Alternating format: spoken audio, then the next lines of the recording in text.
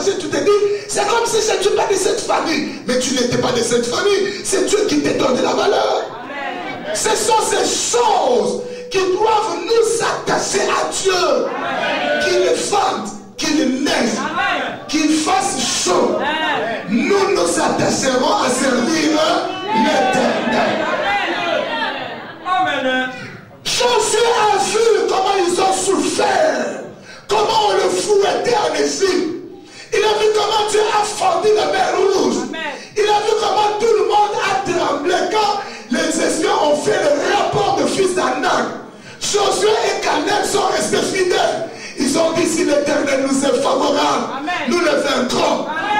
Tu connais le combat que tu as subi. Amen. Mais dans ta famille, il y a plein de sorciers. Toi, tu ne pouvais pas grandir. Tu n'as pas entendu que ton père est le seul fils des 12 fils qui constituaient leur famille. Dieu a préservé ses papas pour qu'ils t'engendrent. Mais comment ne comprends-tu pas que le seul à servir, c'est l'Éternel? Toi, la maternité, tout le monde avait dit que tu ne mettrais pas au monde. Mais aujourd'hui, tu es mère. Ces gens ont rappelé à Josué. Ils ont dit, Josué, nous n'avons pas oublié. Dieu nous a délivrés des peuples. Vous savez, Israël, depuis qu'Israël existait, c'est un peuple qui est voué au combat. Je vous encourage, comme tu as choisi Dieu, ta part sur ces thèmes, c'est votre combat. Mais l'issue de ces combats, c'est ta victoire. Israël a toujours été combattu. Vous connaissez l'histoire de l'Holocauste. Est-ce que vous avez déjà entendu dans le monde qu'on a exterminé plus de 6 millions de gens comme ça? Parce qu'ils appartiennent à Dieu. Amen. Et toi aussi tu appartiens à Dieu. Qui choisis-tu de servir? Tu choisis de servir qui? L'Éternel. Dis-le à l'Éternel, tu ne le dis pas à moi. Vous savez bien, je me sens très à l'aise de dire à tout le monde, même ceux qui nous suivent au travers de ces images, de dire que moi et ma maison, nous servirons l'Éternel. Amen. Même si on me demande, oh ta voix ne change, c'est pas elle est devenue rock. Moi et ma voix, nous servirons.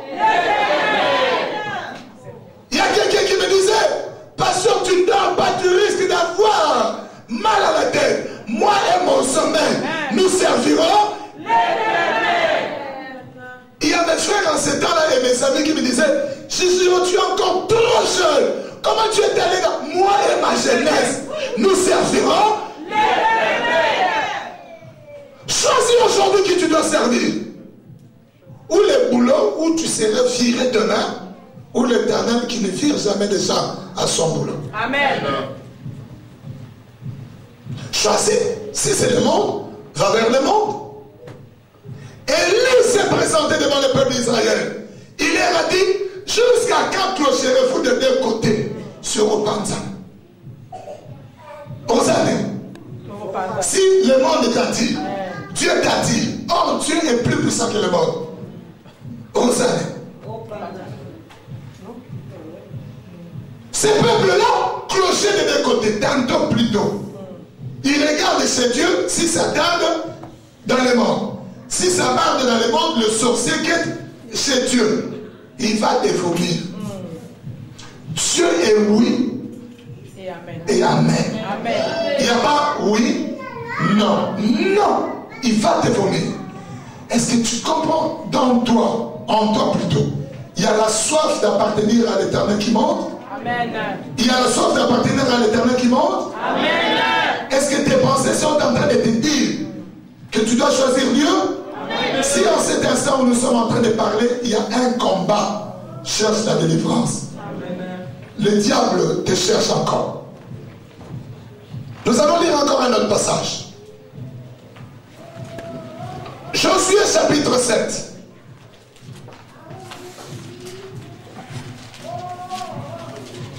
Josué chapitre 7.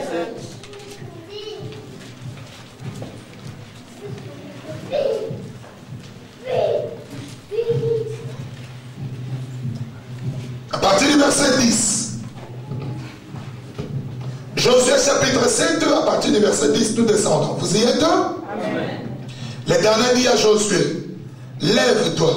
Pourquoi restes-tu ainsi couché sur ton visage? Israël a péché. Ils ont transgressé mon alliance que je leur ai prescrite. Ils ont pris de choses dévouées par interdit. Ils les ont dérobées et ont dissimulées. Et ils les ont cachées parmi leurs bagages. Aussi les enfants d'Israël ne peuvent-ils résister à leurs ennemis. Ils tourneront le dos devant leurs ennemis, car ils sont sous l'interdit. Je ne serai plus avec vous si vous ne détruisez pas l'interdit du milieu de vous. Lève-toi, sanctifie le peuple. Tu diras, sanctifiez-vous pour demain. Car ainsi parle l'Éternel, le Dieu d'Israël. Il y a de l'interdit au milieu de toi, Israël.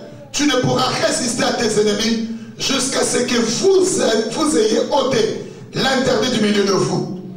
Vous écoutez comment Dieu convoque son peuple. Lis dans ta Bible. Amen.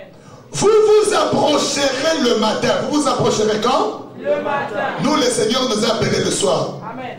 Vous vous approcherez le matin selon vos tribus. Amen. Et la tribu que je désignerai, la tribu que désignera l'Éternel, s'approchera comment? La famille. Et la famille que désignera l'Éternel s'approchera par maison. Amen. Et la maison que désignera l'Éternel s'approchera par homme. Dieu nous convoque aujourd'hui par famille. Amen. Toi tu as laissé ta famille parce qu'il fait froid. L'enfant aura froid. Merci. C'est Dieu qui garde. Et pourtant Dieu comme sors là, demande un téléphone. Convoque ta femme qu'elle vienne là. Appelle-la qu'elle vienne. Je sais ce que je suis en train de dire. Rapidement. Serge, je t'avais demandé d'amener ton enfant et ta femme. Va prendre un taxi. Ramène-la. Il y a encore du temps. Va qu'on termine la prière. Je sais pourquoi j'ai dit ces choses. Rapidement. Vous savez, il y a certaines personnes à qui Dieu fait la convocation. Je leur avais parlé. Toi, Dieu te convoque. Les choses spirituelles sont des choses spirituelles. Tu peux regarder comme ça, tu ne sais pas le plan. Bien-aimé, j'ai vu quelque chose d'affreux aujourd'hui. Mais je me suis dit, je ne vais pas continuer à vous faire peur.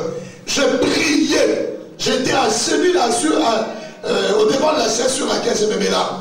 Dieu me montre de pieds des cadavres. Je lui dis, Seigneur, qu'est-ce que cela signifie? Il me dit, c'est la plupart des membres de famille qui viendront. Bien, mais tu t'approches de Dieu. Tu laisses ta famille à côté. Ta famille, tu vois qu'elle est en bon point. Les membres de ta famille, ce sont de cadavres.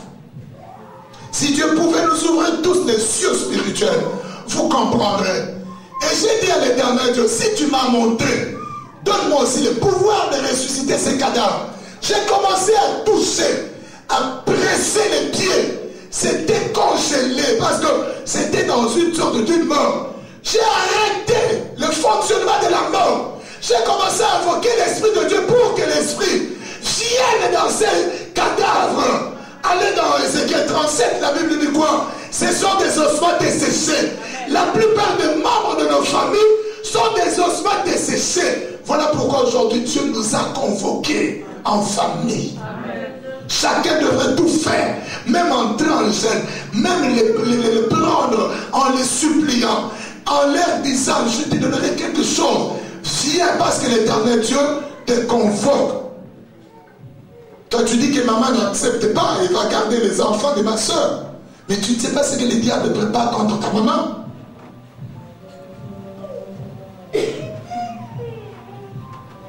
On a convoqué le peuple par tribu. Ensuite, le Seigneur a dit, quand vous viendrez par tribu, ensuite je convoquerai par famille. Il y avait de l'interdit. Bien-aimés, la plupart de nos malheurs, nous tous, proviennent de nos familles. Si pas les 100%, si pas la totalité, mais la grande partie. Souvenez-vous, un jeudi, je vous disais ici, je crois 2 semaines, que notre combat provient de notre appartenance. Je vais vous poser une toute petite et simple question. Une Une toute petite et simple question. Ceux qui connaissent, à cause de l'appartenance d'une famille ou une autre, le combat te poursuit. Beaucoup d'entre nous sont liés à cause de leur famille. Toi, tu ne sais pas ce que ton père, dans sa jeunesse, a fait comme dégâts quand il vivait au village.